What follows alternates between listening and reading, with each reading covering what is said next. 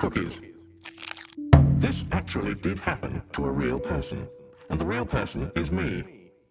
I had gone to catch a train. This was April 1976 in Cambridge, UK. I was a bit early for the train. I'd gotten the time of the train wrong. I went to get myself a newspaper to do the crossword, a cup of coffee and a packet of cookies. I went and sat at a table. I want you to picture the scene. It's very important that you get this very clear in your mind. Here's the table, newspaper, cup of coffee, packet of cookies. There's a guy sitting opposite me, perfectly ordinary-looking guy wearing a business suit, carrying a briefcase. It didn't look like he was going to do anything weird.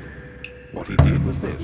He suddenly leant across, picked up the packet of cookies, tore it open, took one out, and ate it. Now this, I have to say, is the sort of thing the British are very bad at dealing with.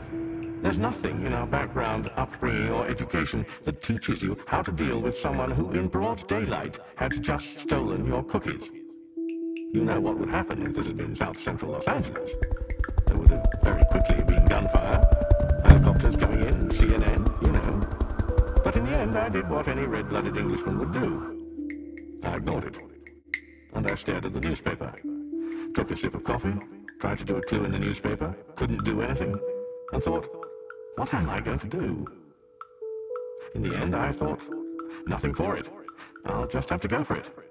And I tried very hard not to notice the fact that the packet was already mysteriously opened.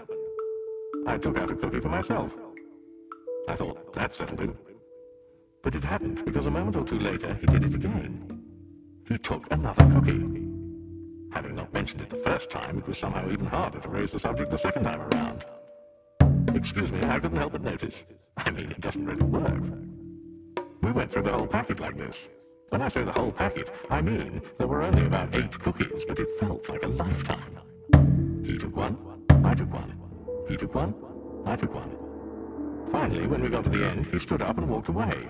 Well, we exchanged meaningful looks, then he walked away, and I breathed a sigh of relief and sat back. A moment or two later, the train was coming in, so I tossed back the rest of my coffee, stood up, picked up the newspaper, and underneath the newspaper were my cookies. The thing I like particularly about this story is the sensation that somewhere in England there has been wandering around for the last quarter century a perfectly ordinary guy who's had the same exact story, only he doesn't have the punchline. What's significant about the story to me, in my mind, is how amazing it is how much contrary information we can absorb before we realize finally that our world picture is actually wrong, and we've interpreted everything that's come in according to the model we already have. Now, we have an old model. We have an old model that we're struggling to get free of. That is, the world is controlled in a top-down way by large hierarchies of control that have power over us. The huge change that's occurring as the result of the proliferation of networked computers that give us all the information we need, where we need it, when we need it, in response to who we are, what we're doing.